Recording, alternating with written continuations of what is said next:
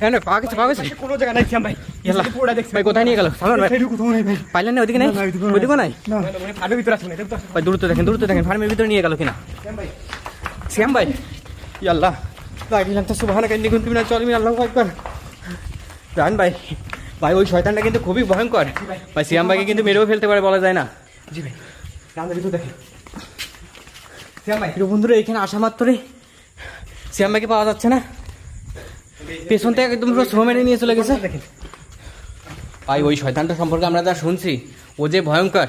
এখানে যে ও নাকি মাথাগুলো ছিঁড়ে খেয়ে ফেলে। জি এই খামারে যে গরুগুলো পালতো আর কি ওই গরুগুলো মাথাগুলো নাকি রাতের বেলা ছিঁড়ে রেখে দিত এক একদিন এক একটা গরুর মাথা ছিঁড়ে রেখে দিত